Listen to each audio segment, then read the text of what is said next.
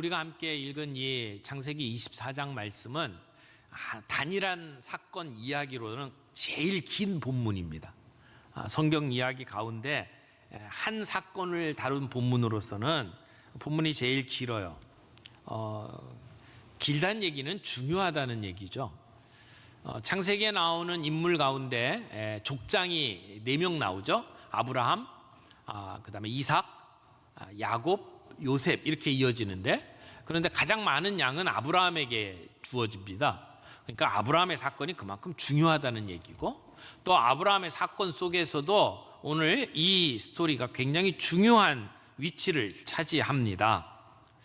오늘 24장의 이야기 가운데는 하나님께서 직접 어떤 말씀을 주신 것도 없고 하나님의 어떤 예언이나 또는 신탁이 기록되어 있지 않습니다. 심지어 아브라함의 언약에 대해서도 1절 언급하고 있지를 않습니다. 그러나 이 말씀 속에서는 우리 하나님 나라 백성의 환경 속에서 하나님께서 어떻게 인도하고 계시는지를 보여주는 굉장히 귀한 말씀이라고 생각을 합니다.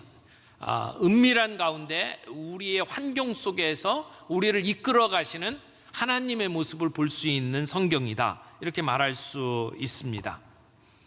하나님께서는 하나님의 백성을 어떻게 인도하시느냐, 또 우리 성도의 입장에서 어떻게 하나님의 인도하심을 구해야 하느냐, 이런 질문에 대해서 오늘 본문 말씀은 우리에게 귀한 교훈을 가르쳐 줍니다. 오늘 본문의 4사람을 좀 살펴보면서 하나님의 신실하심, 하나님의 그 헤세드, 하나님의 그 은혜에 우리 하나님의 백성 4사람은 어떻게 반응하고 있고, 또 그런 반응 속에 하나님은 하나님의 백성을 어떻게 인도하시는지를 함께 살펴볼 수 있기를 바랍니다. 첫 번째는 가장 적절한 사람을 선정하고 위임하는 아브라함의 모습을 보게 됩니다.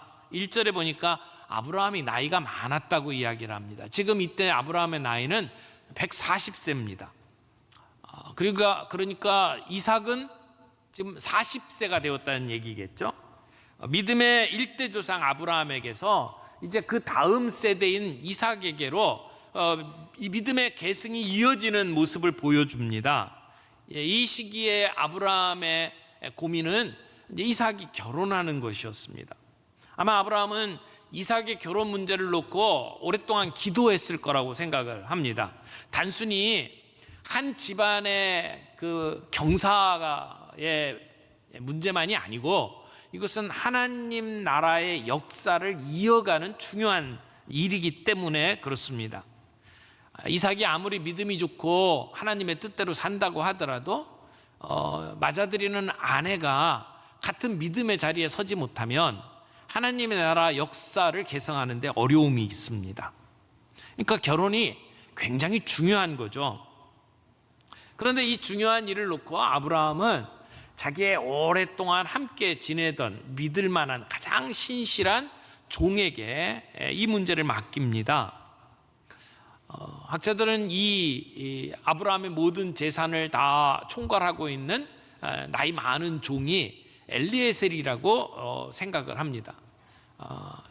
아브라함이 심지어 자기의 모든 이 유산을 이어받을 사람이 이 다메섹 사람 엘리에셀이다라고 생각을 할 정도의 사람이었으니까 엘리에셀이 그 집안의 어떤 위치를 차지하고 있는지 우리가 잘 알 수 있을 겁니다. 엘리에셀이 이제 메소포타미아에서 가나안으로 오는 과정 속에서 다메섹 사람 엘리에셀이 합류를 하게 되고, 얼마 지나지 않아서 그 아브라함의 모든 재산을 관리하고 청지기로서의 일들을 감당하는 사람이었습니다. 아브라함은 그 자기 아들의 아내를 찾는 이 일에 임무를 그 엘리에셀에게 위임을 합니다. 여기 3절 4절 보게 되면 이 문제를 종에게 맡기면서 아브라함이 이렇게 이야기를 하죠. 내가 너에게 하늘의 하나님 땅의 하나님이신 여호와를 가리켜 맹세하게 하노니 너는 내가 거주하는 이 지방 가나안 족속의 딸 중에서 내 아들을 위하여 아내를 택하지 말고 내 고향 내 족속에게로 가서 내 아들 이삭을 위하여 아내를 택하라. 자, 엘리에셀에게 아브라함이 부탁하는 게 뭡니까? 아들의 아내를 찾아야 되는데 가나안 사람에게서 찾지 말고 내 고향으로 가서 내 족속에게서 아내를 찾아오라고 이야기를 하는 겁니다. 왜 가나안 사람은 안 되고 메소포타미아로 가서 아내를 찾으라고 이야기를 할까요? 여러분, 오늘 이 결혼의 중요한 원리 하나를 우리가 좀 붙잡을 수 있기를 바랍니다. 결혼을 왜 하나요? 혼자 살기는 외로워서? 결혼을 왜 하죠? 다른 사람들 다 하니까? 내 사랑하는 사람하고 24시간 같이 지내고 싶어서? 아니면 결혼하는 많은 이유 중에 하나는 부모님을 떠나고 싶어서? 그런데 오늘 본문에서 여기 결혼하는 가장 중요한 이유는 결국은 하나님의 언약 아래서 하나님의 뜻을 이루기 위한 것이다 라고 하는 것을 보여줍니다. 물론 여러 가지 이유들 그것 자체가 나쁘다고 말할 수는 없습니다만은 우리가 결혼을 하거나 결혼을 시키는 가장 중요한 이유는 하나님의 언약 속에 살아가는 우리가 하나님의 뜻을 이루기 위한 것이어야 한다.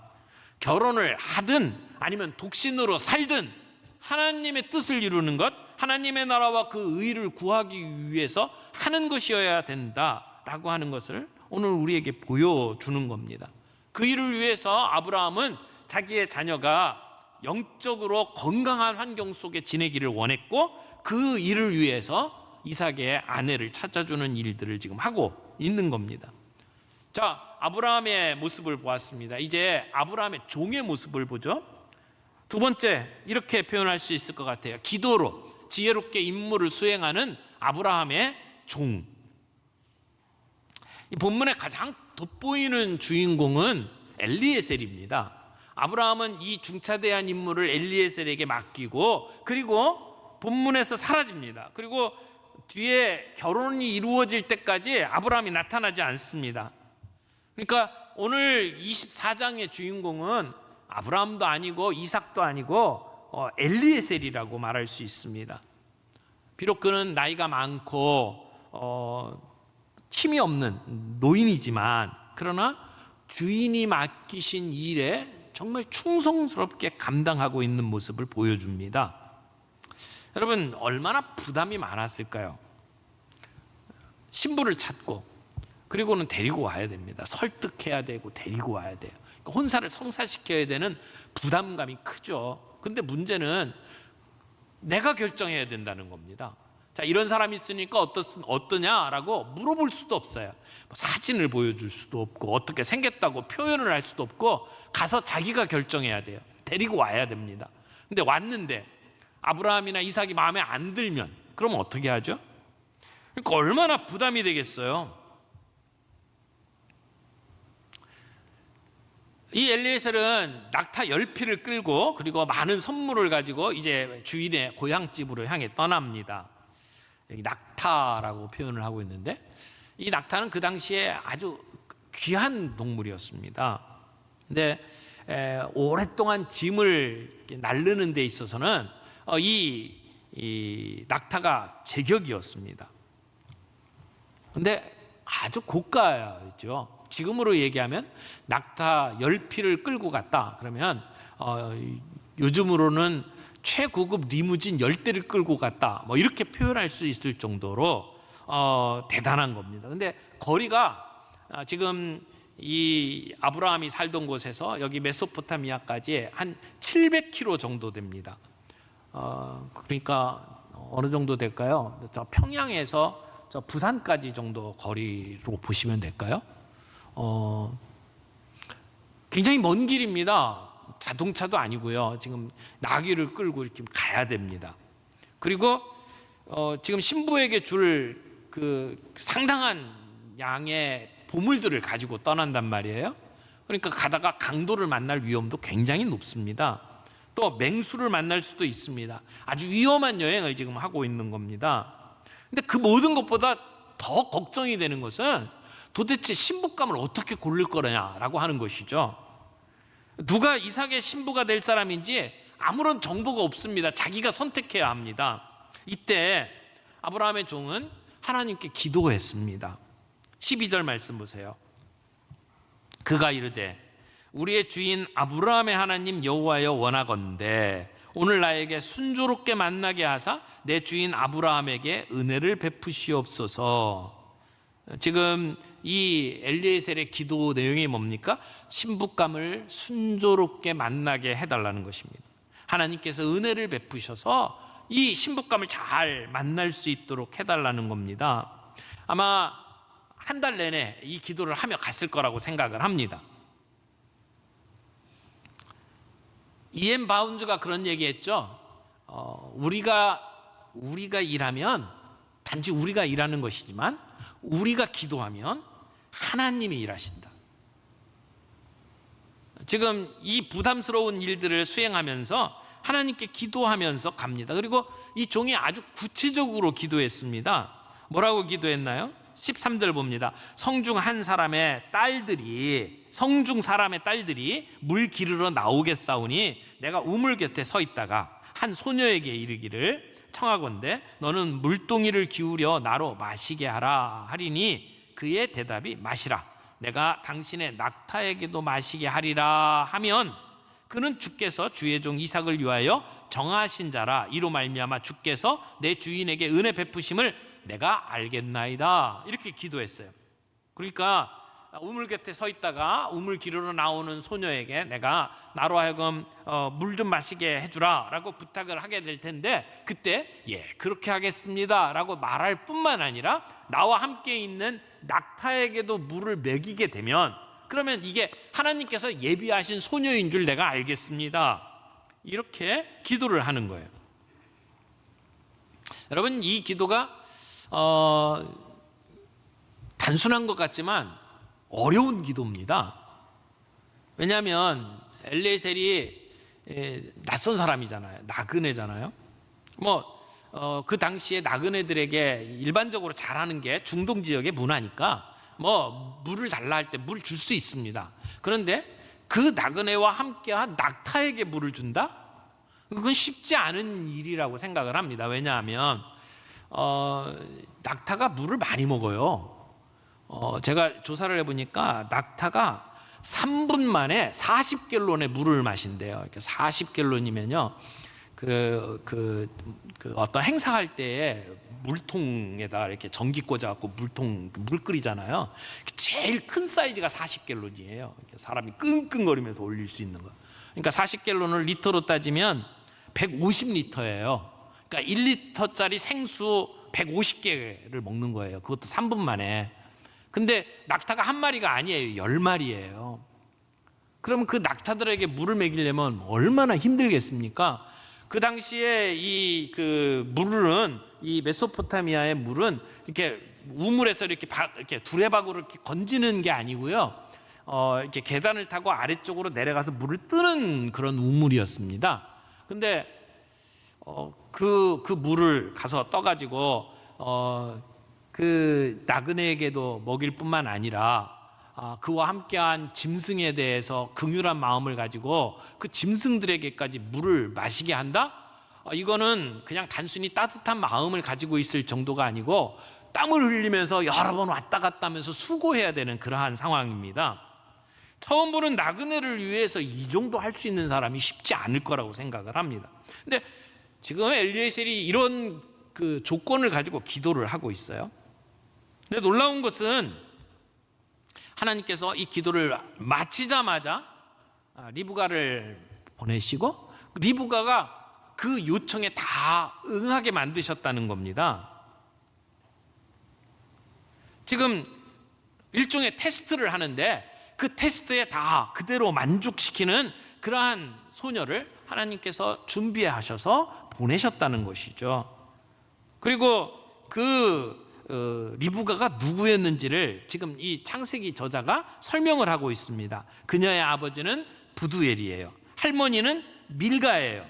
밀가는 아브라함의 동생 나홀의 아내예요. 그러니까 동생의 아내면 뭐예요? 제수씨잖아요. 그 제수씨가 리브가의 할머니란 말이에요. 그러니까 아브라함의 가족이죠. 게다가 이 소녀는 보기에 심히 아리따고 그리고 남자가 가까이 하지 아니하는 순결한 처녀였습니다. 지금 아브라함의 종은 이 사실을 모릅니다.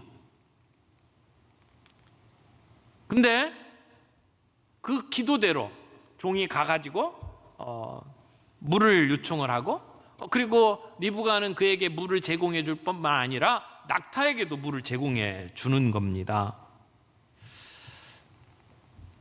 구체적으로 종은 기도했고 하나님은 그 기도에 응답하셨습니다. 근데 이 기도하는 방법은 우리가 좀 조심해야 될 부분이 있습니다. 어떤 분들은 우리가 원하는 것을 구체적으로 기도해야 된다.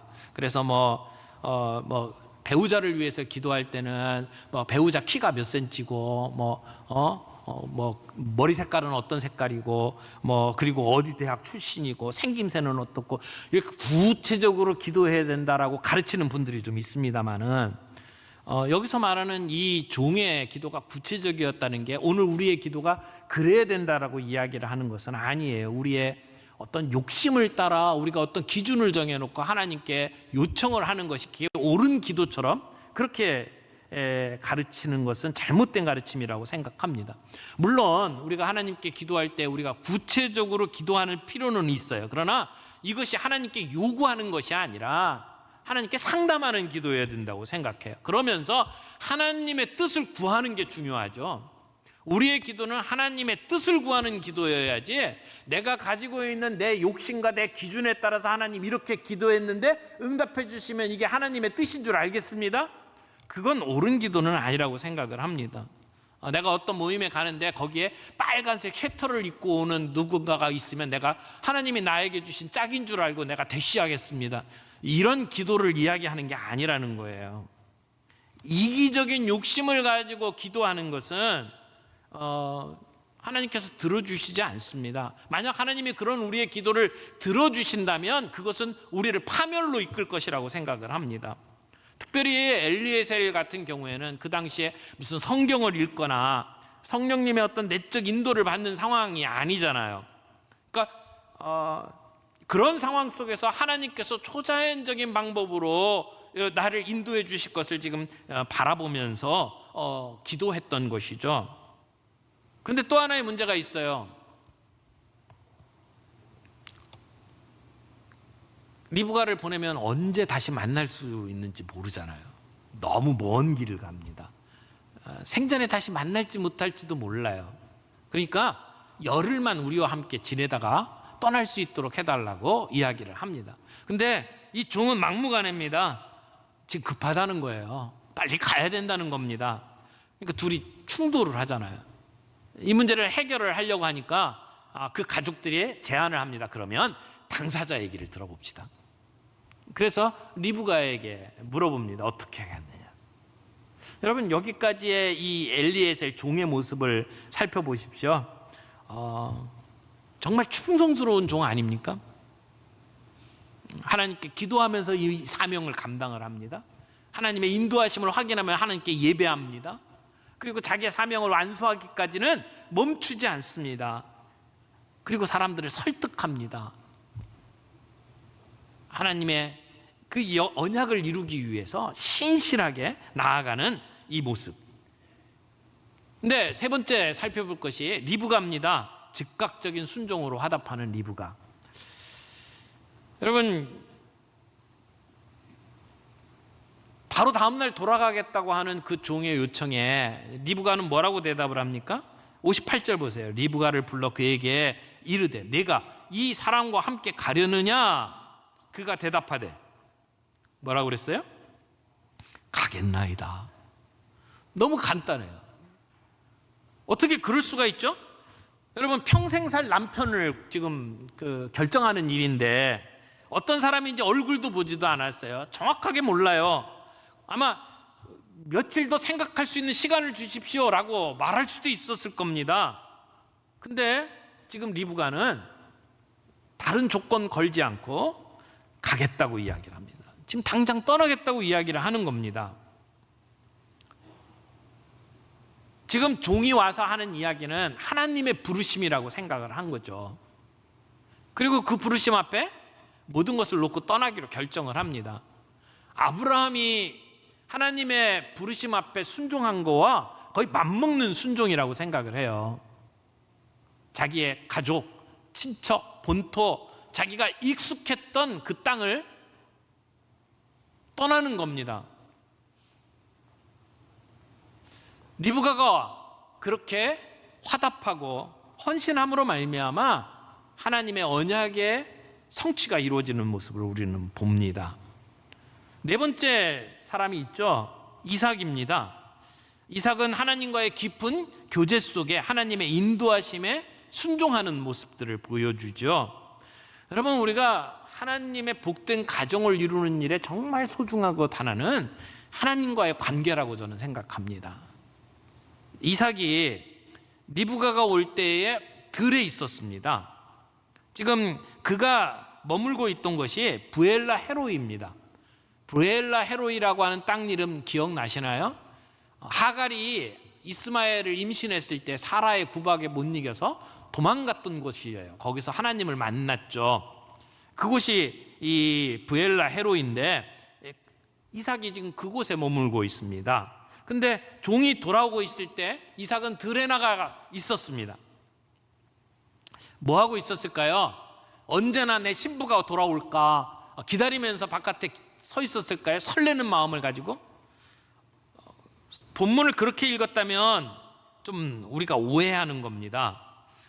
그 당시에 무슨 전화가 있었습니까? 전보가 있었습니까?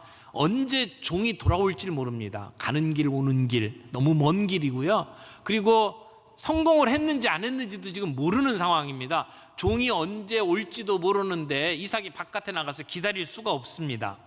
63절 보세요. 이삭이 저물 때에 들에 나가 묵상하다가 이런 얘기를 하죠. 여기 히브리어로 이 구절을 보게 되면 이게 그냥 단순히 한 번 나간 게 아니고요. 이것은 늘 습관적으로 있었던 일을 설명을 합니다. 황혼이 질 때면은 이삭은 늘 들에 나가서 하나님을 묵상하고 하나님과 교제하는 시간을 가졌다는 것입니다. 하나님을 묵상하는 것이 이삭의 삶의 일부였다고 이야기를 합니다. 그게 삶의 습관이었습니다. 지는 해를 바라보면서 하나님하고 교제하는 이삭의 모습을 한번 생각해 보세요. 얼마나 아름답습니까? 여러분, 이삭은 하나님과의 깊은 교제 속에 살아가는 사람이었습니다. 하나님과의 사랑이 없는 가족 사랑은 집착으로 변할 가능성이 높습니다. 가족에 대한 우리의 사랑을 한번 생각을 해보십시오. 얼마나 많은 사람들이 하나님과의 깊은 교제 없이 가족들을 사랑한다고 이야기를 합니다. 그러니까 그런 그 하나님 없는 가족 사랑들이 때때로는 가족들을 무너뜨립니다. 못 살게 굽니다. 그건 사랑이 아니고 집착입니다. 상대방에게 사랑을 주는 게 아니라 상처와 피해를 줄 뿐입니다. 정말 진정으로 가족들을 사랑하기를 원한다면 우리는 하나님과의 깊은 교제 속에서 그 사랑이 세워져야 합니다. 네, 이삭은 어떻습니까? 이삭은 하나님과의 깊은 교제 속에서 지금 신부를 맞이하고 있습니다. 하나님께서 마련해 주신 아내를 받고 그리고 그 아내와 더불어 어머니 사라의 텐트로 가게 됩니다. 그러니까 지금까지 어머니가 죽고 난 뒤에 슬픔 속에 있던 이삭이 그 리브가를 통해서 위로를 얻었다고 성경은 이야기를 하죠. 오늘 이 얘기를 쭉 살펴보면 두 가지 헤세드가 나옵니다. 하나는 우리에게 언약을 주시고 그 언약을 신실하게 이루어 가시는 하나님의 헤세드. 헤세드라는 말이 성경에서 인애, 자비, 또 신실하심 이렇게 표현이 돼요. 굉장히 많은 뜻을 가지고 있는 히브리어 단어인데, 근데 하나님의 그 헤세드, 하나님의 신실하심, 하나님께서 그 일을 충성스럽게 이루시는 모습들이 나오고요. 동시에 하나님의 백성으로서의 신실함이 이 안에 나오고 있습니다. 아브라함은 어떻습니까? 아브라함은 하나님의 언약을 믿고 그리고 자기의 아들의 아내를 선정하는 일에 하나님께서 미리 가셔서 여호와께서 준비하실 것을 믿고 그 일을 자기의 충성스러운 종에게 위임하잖아요. 아브라함의 지혜로움 그리고 헤세드, 신실함이 있습니다. 여러분, 아브라함의 종은 어떻습니까? 엘리에셀은 가는 내내 기도하면서 갑니다. 모든 과정 속에 하나님을 의지합니다. 하나님께서 역사하시는 것을 바라보며 경배하며 예배하는 자였습니다. 그 사명을 완수하기까지는 환대를 거절하며 그 일을 이루는 충성스러운 종이었습니다. 그런가 하면 리브가는 어떻습니까? 본토 친척을 떠나는 그 일에 즉각적으로 순종하는 여인이었습니다. 이삭은 평소에 하나님과의 관계를 맺고 살아가는 하나님 중심의 사람이었습니다. 이런 사람들의 헤세드, 사람들이 신실하게 그 약속을 부여잡고 살아가는 그 삶과 그 삶 속에서 이루어지는 결단을 통해 하나님의 역사가 이루어지는 모습을 우리는 봅니다. 사랑하는 성도 여러분, 오늘 이 시대는 너무나 변화가 심합니다. 시대가 흔들립니다. 하지만 우리의 믿음은 굳건하게 세워져야 된다고 믿습니다. 내가 하나님의 백성이라고 하는 사실, 내가 하나님의 언약을 붙잡고 살아가는 존재라는 것을 우리가 잊지 않기를 바랍니다. 언젠가 우리에게 약속하신 것들이 이루어질 것을 바라보면서 오늘 우리들의 삶 속에 약속을 이루어 가시는, 미리 오셔서 준비하고 예비하시는 하나님의 손길을 의지하면서 살아갈 수 있는 저와 여러분들이 되기를 바라고, 우리의 가정 속에 그런 하나님의 뜻이 이루어지기를 바랍니다. 우리의 자녀들에게 영적으로 건강하게 설 수 있는 환경을 만들어주고 그런 우리의 가정생활들이 되고, 또 하나님께서 역사하시는 모습을 보면서 하나님이 이렇게 인도하셨구나 라고 간증할 수 있는 저와 여러분들의 삶이 되기를 바랍니다.